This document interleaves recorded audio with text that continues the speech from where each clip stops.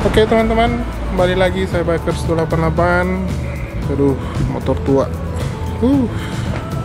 Lecet. Kembali lagi saya bikin vlog soal pengereman. Aduh, jangan diperhatiin ya, maklum motor tua. Kadang dirawat bodinya, tapi powernya wow. Oke. Kembali lagi ke topik vlog kali ini. Gue upgrade pengereman. Gue mau cerita sebelumnya gue pakai yang masih yang standar, tapi gue mau cerita juga ini motor kan tahun 2015, sekarang udah 2021. Nah buat saya wajar lah saya mau upgrade pengereman dari tahun keluaran tahun 2015. Nih motor 2021 gua tampil beda dikit, gua pakai master rem yang big untuk merek KTC Kitako. Nah teman-teman, kalau kemarin yang saya pakai yang standar, feel pengeremannya dia nanti di dalam sini dia baru pakem, jauh kan, rada bahaya juga kalau kita mau speeding di jalan. Terus feel pengeremannya baru didapat di sini. Aduh, bahaya, nyawa taruhan. Nah, alasan saya pakai KTC yang big, dia ukuran pistonnya dia di dalam sini dia 17 mili, sama dia sistemnya udah radial. Jadi pengeremannya dari depan bukan dari samping. Nah, teman-teman, feel yang saya dapat kalau pakai KTC yang big ini yang 17 mili, dia lebih pakem. Gini aja udah pakem nih, ke dalam lagi lebih pakem.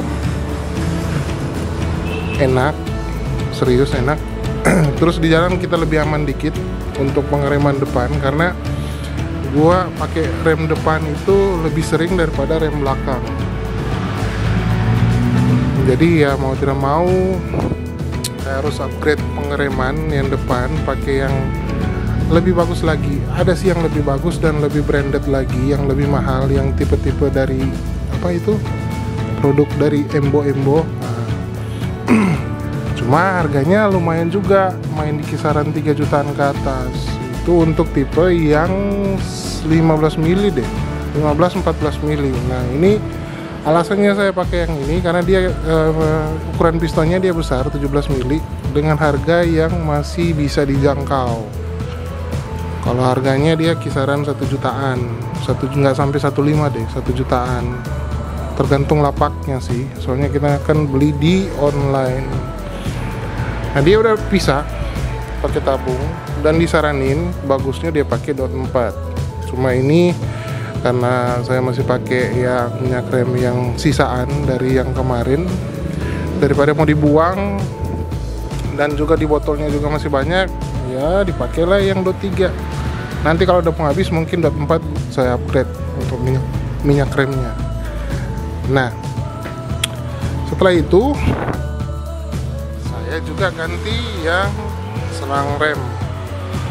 Selang remnya dia merek apa ya, TDR kalau nggak salah. Oh gelap ya, oh di bawah aja nih. Nah selang remnya merek TDR. Dia ukuran selang remnya 32 inci. Nah cuma juga ada juga di online yang ukurannya di bawah 32. Cuma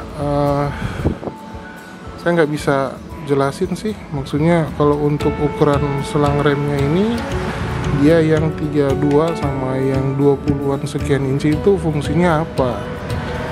Cuma kalau untuk yang saya mikirnya sih, kalau dia mungkin lebih gede, jelas otomatis minyak remnya juga yang disalurkan juga lebih deras, lebih banyak dia masuk ke kaliper. Nah, jadi saya ambilnya yang 34 inci. Cuma nggak tahu sih, mungkin kalau teman-teman tahu apa penjelasan soal selang rem, monggo silakan komen di bawah biar kita bisa berbagi ilmu juga.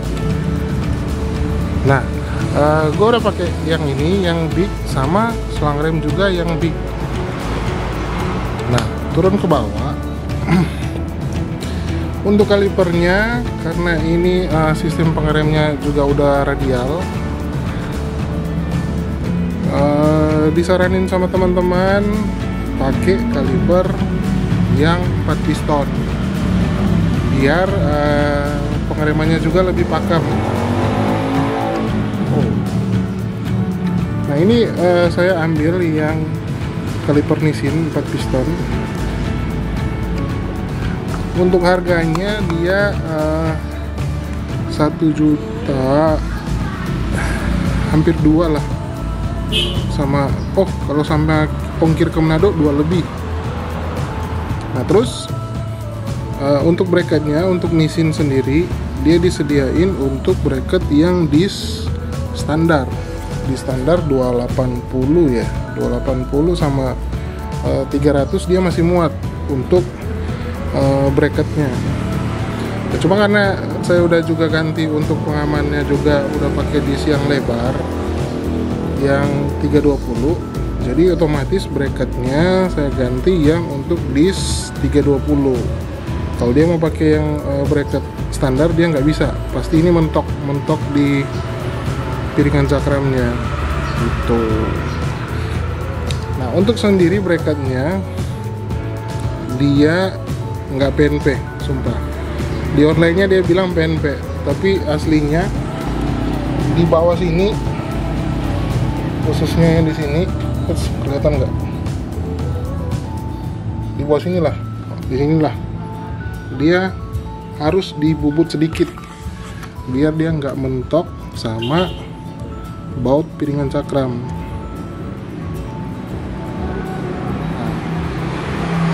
Untuk feelnya, pengereman di atas pakai yang big, terus yang di bawah pakai Nissin 4 piston sama disc brake 320, jos. Feelnya jos, sumpah jos. Nah, cuma hati-hati, kalau terlalu pakem juga di jalan nggak ada bahaya. Nah untuk disc teman-teman, ini saya pakai yang merek KTC yang ukuran disknya tebalnya 4,5. Ada sih juga yang tebalnya 5 kalau nggak salah, merek PSM ya kalau nggak salah, tebalnya itu 5 mili. Cuma untuk tebal 4 mili udah lumayan tebal sih ya, bolehlah 4,5. Untuk harga disknya sendiri dia di 400-an, hampir 500 untuk disk 320 nya. Kalau Tornado mungkin 500 lebih. Dan tipenya dia floating ini loh. Tapi dia kayaknya dia floating diam, tapi dia kalau di rem, kalau teman-teman yang biasa mungkin pakai disc floating, dia kayak ada goyang-goyang dikit gini. Itu yang semi floating, dia goyang-goyang dikit begini. Nah kalau untuk yang full floating, teman-teman goyang-goyang aja ini pasti dia udah bunyi. Tapi ini yang semi floating, dia kan gerak, tapi geraknya sedikit, gak terlalu banyak sama yang kayak full floating. Bicara soal floating teman-teman, ini kan dia ada pemisahnya. Ini piringan cakramnya dia terbuat dari besi, terus ini aluminium. Nah bicara soal floating teman-teman, kalau pakai di standar biasanya habis kita hard brake ini pasti panas, secara keseluruhan dia panas. Nah kalau kita pakai yang semi floating atau yang floating, panasnya cuma di sini. Jadi fungsinya yang ini pemisahnya dia untuk melepas panas disc brake. Nah otomatis kalau dia cepat mengeluarkan suhu panas, kalipernya ini lebih maksimal untuk bekerja. Jadi dijauhkan dengan namanya rem blong atau loss. Nah, kalau pengalaman waktu masih pakai standar, master remnya standar, terus kalipernya standar, terus piringan cakramnya juga standar. Kalau kita mau touring jauh, kadang kita ngerasa ngelos untuk pengeremannya, dan juga itu bahaya untuk keamanan.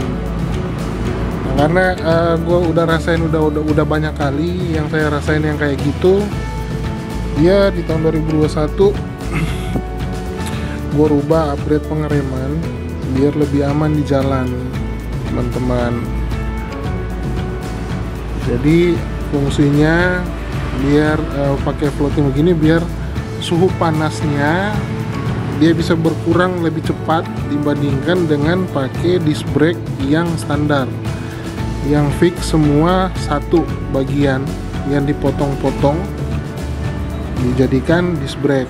Tapi kalau ini dua bagian, yang di atas dia terbuat dari besi, yang di bawahnya dia aluminium, dipisahin sama klip yang ini biar dia bisa lebih cepat mengeluarkan suhu panas, dan si kalipernya lebih maksimal untuk bekerja. Nah, teman-teman, secara keseluruhan dari pengereman atas sama bawah, pakai yang beginian udah enak di jalan. Teman-teman mau speeding bagaimana pun, rasanya untuk feel pengeremannya pasti jauh beda sama yang pengereman yang standar. Karena kalau berbicara fungsi, ukuran pistonnya ini 17 mili, sama yang dibawa kalau nggak salah 32 sama 34 yang di sini ini, sama dipaduin sama cakram floating, feelnya enak banget buat teman-teman.